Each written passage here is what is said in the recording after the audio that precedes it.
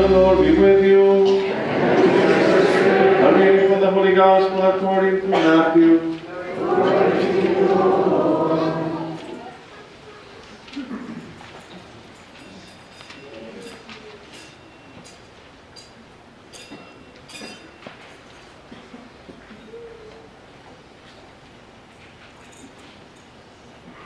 Jesus said to his disciples, "You are the salt of the earth, but if salt loses its taste, with what can it be seasoned? It is no longer good for anything, but to be thrown out and trampled underfoot. You are the light of the world. A city set on a mountain cannot be hidden. Nor do they light a lamp and then put it under a bushel basket.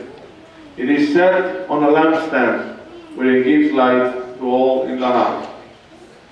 Just so your light must shine before others, they may see your good deeds and glorify your heavenly Father." The Gospel of the Lord. Praise to you, Lord Jesus Christ.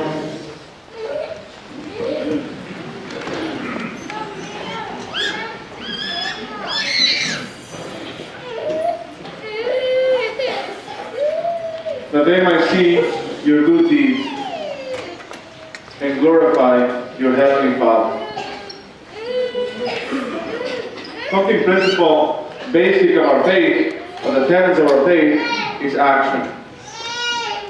Our faith must always be displayed in action. It cannot just be something that we have in our hearts and holding dear to it. It cannot be, like the Gospel says, under a bushel basket. And I think for the past few decades there has been an infection in Christianity in general. Infectious in as much as has gotten too much into our thoughts. That we have to only develop a personal relation with Jesus. There is a attractiveness to saying that statement, but at the same time we miss the point as to why Jesus came into the world.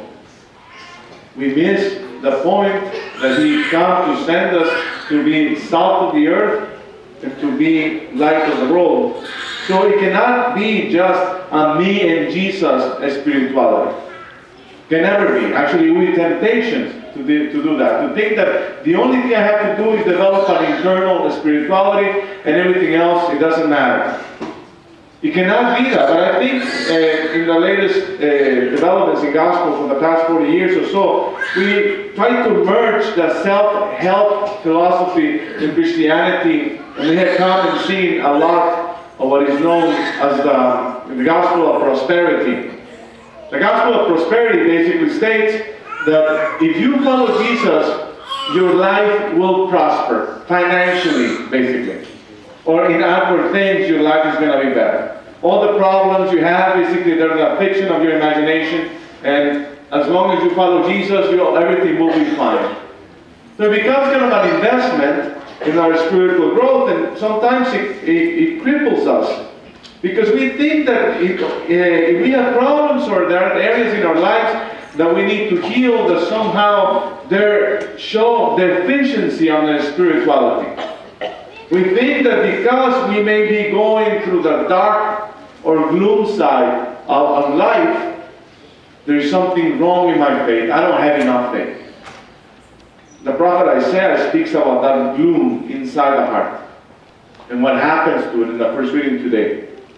This feeling or sense of crying for help and God not answering us, the oppression and everything that creates a darkness in the soul.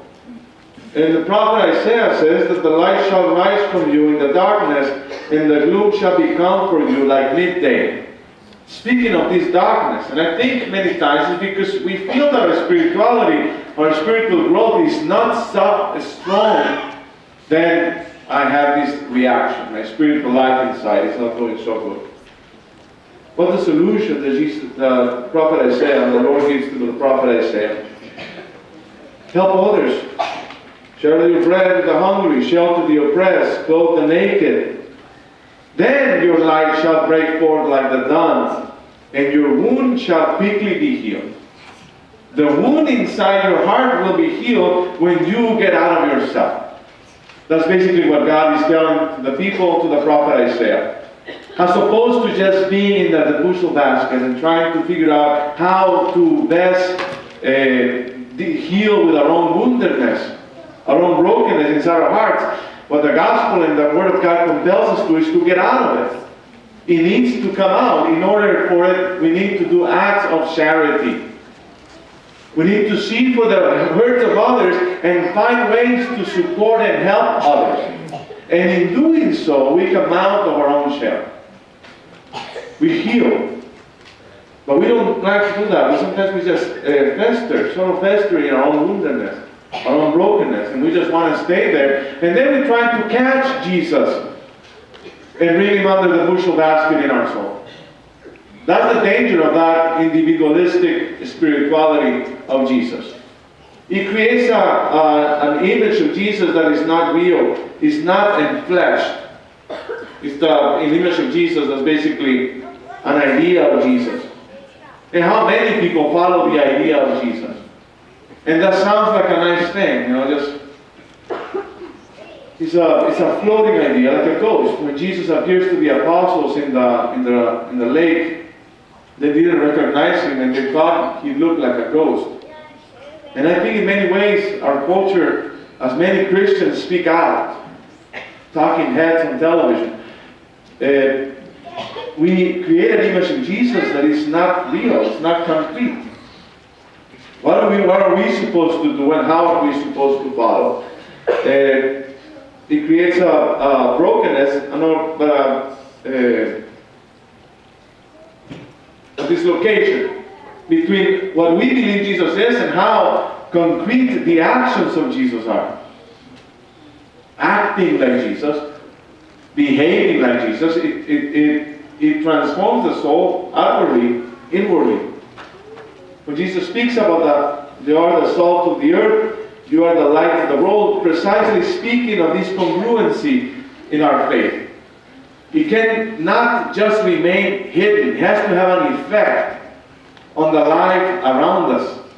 It has to have some effect. We just, each one of us puts a mirror inside our souls, we're going to find gloom and darkness, perhaps. But if it shines out, we will see the effects of our work, the effects of our spiritual journey in the lives of those who are touched by us, those who are helped by us. This past Friday, I had a wonderful opportunity of going to Old Pueblo.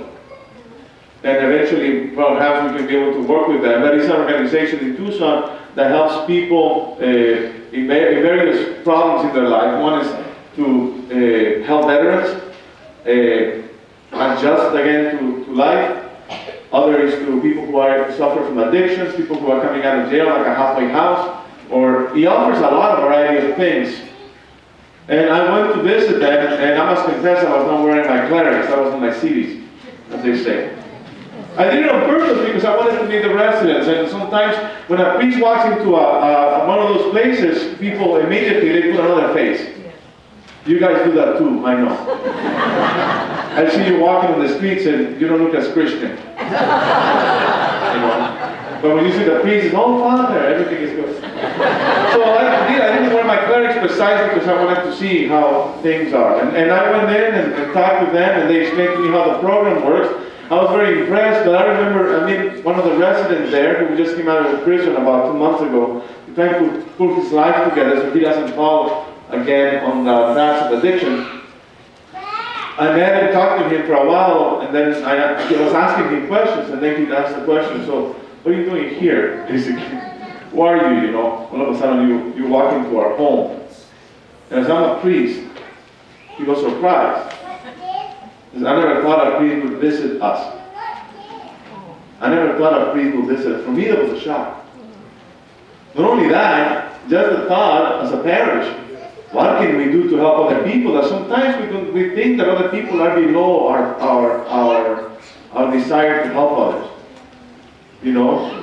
Because they're criminals, they're felons.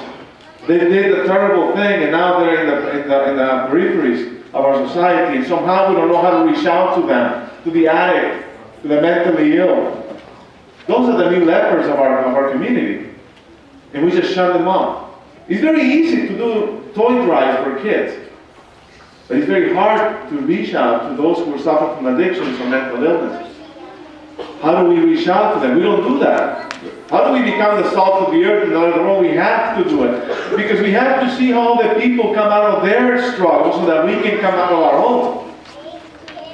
So us to come out of our own struggle, our own weakness, our own darkness, we need to see how other people are doing it. And great lessons can be learned from someone who has been freed from the struggles of addiction. Great lessons. Because all of us could be there.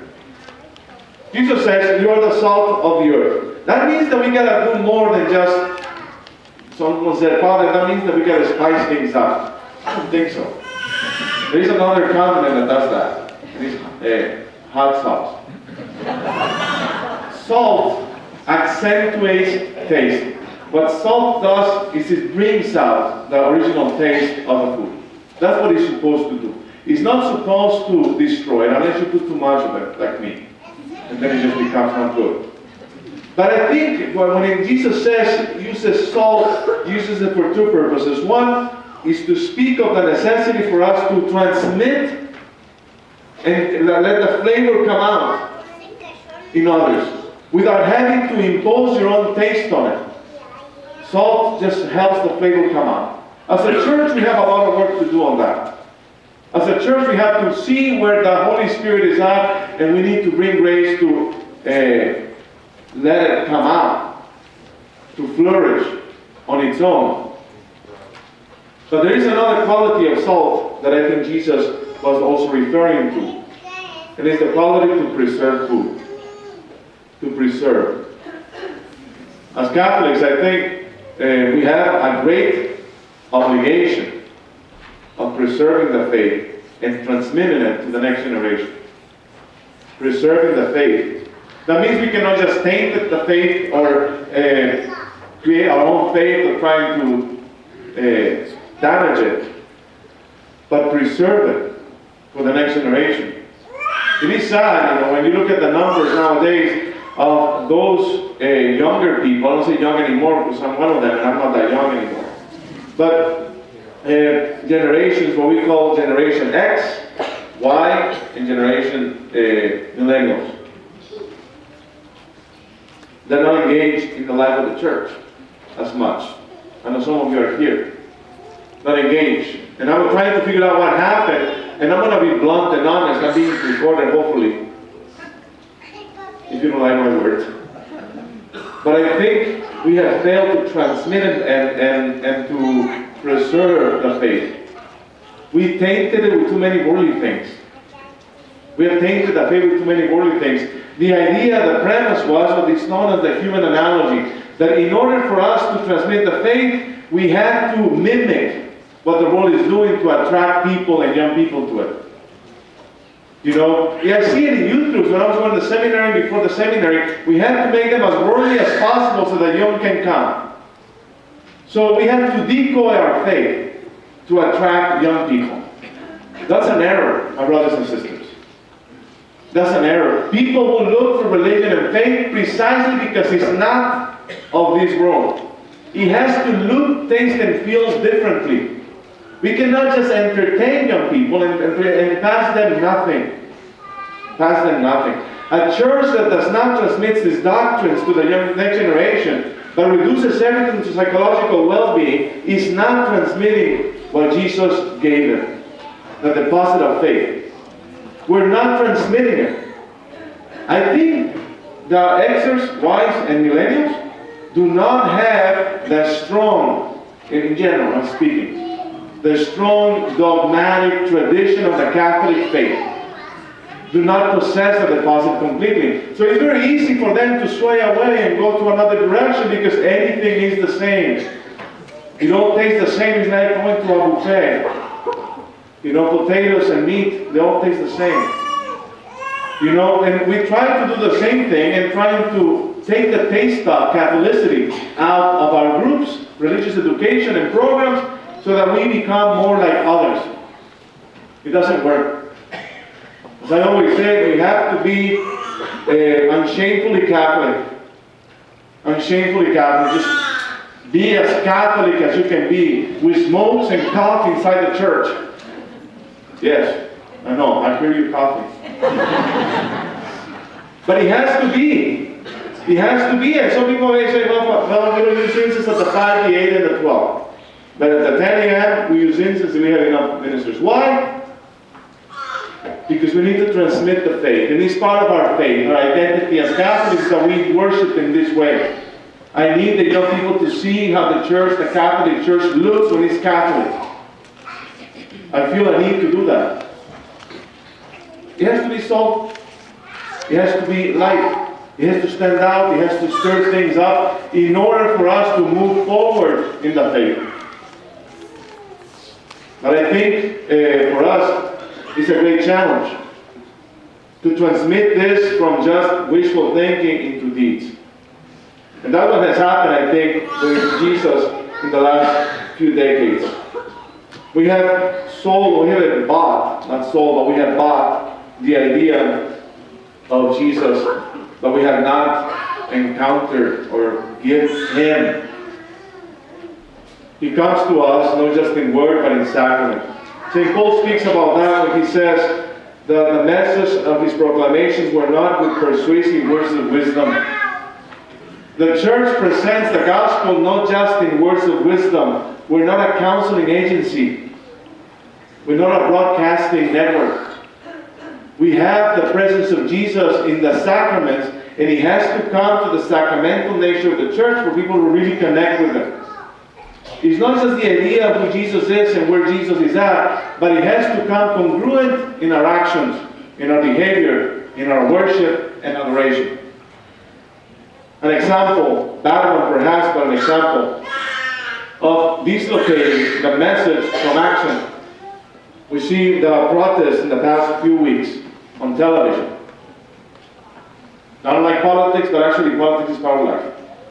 So if you don't want to talk about politics and religion, then don't talk. You'll talk about the weather in Arizona, doesn't change much. Politics and religion are part of life. But we have seen a lot of things. All these people who were preaching peace and justice and tolerance, they don't like the idea and they're burning buildings. This lack of dialogue. But you looked at this violence and say, how people, on the one hand, preach peace and justice and tolerance, and on the one hand, they don't like the idea and they throw a tantrum that costs millions of dollars and endangers people's lives. Why does he do that? Because the message is distorted. It's all words. The actions show something else. I think we have to look at the words and the actions in order to understand. And I'm getting it. But at the same thing, as church, we need to do the same thing. It has to be words, and then it has to translate into actions. Like helping other organizations, so helping the poor, helping the hungry, helping the addict, helping those who need help, it needs to be transformed. We cannot separate them. Word, sacrament. Word, action. Those things need to always go together. We begin to separate them, and our spiritual life is defragmented. And we lose.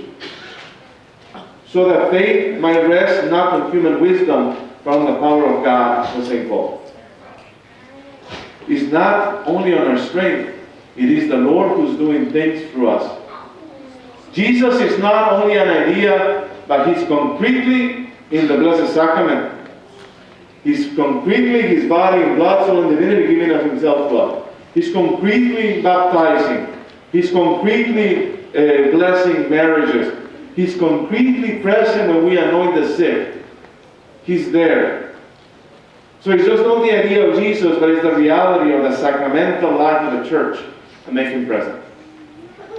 That generation, my brothers and sisters, my generation, and those below me, younger than me, do not have a good grasp of the sacramental value in the church. The sacramentality of the church. A lot of words, a lot of Jesus. I'm not talking about Jesus without the word, just the idea of Jesus, but not the sacramentality, the dogmatic reality of the church. We don't have that, my brothers and sisters. Our faith is in thin air. I think we need to go back to always preach word and sacraments with word, and that our word and sacraments confirm us, to compel us to do actions to help those brothers and sisters who are most in need. We put ourselves under the patronage of the Blessed Virgin Mary, the Mother of the Church, in the name of the Father, and the Son, and the Holy Spirit.